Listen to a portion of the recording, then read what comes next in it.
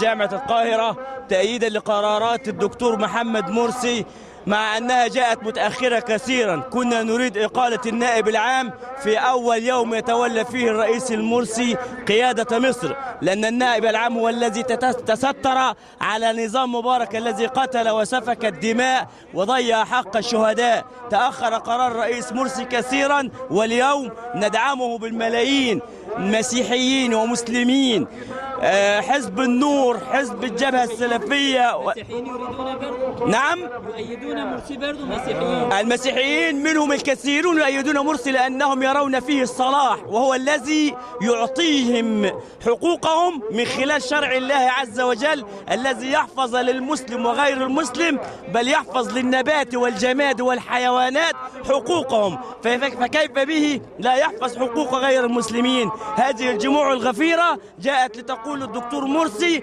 نعم، اضرب بيد من حديد على هؤلاء الذين سعوا في الأرض فسادا. نقول له اضرب بيد من حديد. هناك تهاني الجبالي وهناك أحمد الزند ومن وراءه ومن خلفه الذين يريدون أن يعيدوا النظام البائد. نقول له يا دكتور مرسي الشعب المصري من خلفك، يؤيدونك ويشدون على يديك مزيد من القرارات الثورية. هؤلاء الثوار جاءوا ليقولوا نعم لقرارات الدكتور محمد مرسي، الرئيس المصري المنتخب الشرعي الذي انتخبه أكثر من 13 مليون مصري في انتخابات حرة نزيهة مباشرة شهد لها القاصي والداني.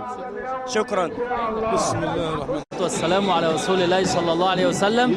احنا نزلنا النهارده لأن النبي صلى الله عليه وسلم قال انصر أخاك ظالما أو مظلوما، وهذا الرئيس منذ أن تولى الحكم يحمله الشعب ما لم يرتكب من ذنوب.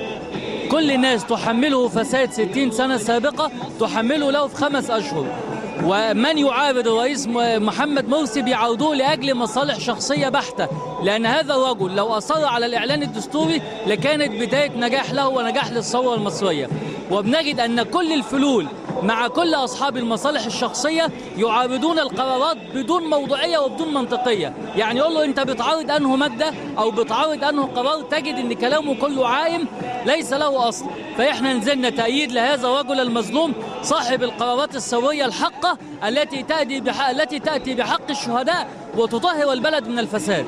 وكل من يعارض الرئيس مرسي فهو يقف في وجه هذا الرجل المصلح. يعني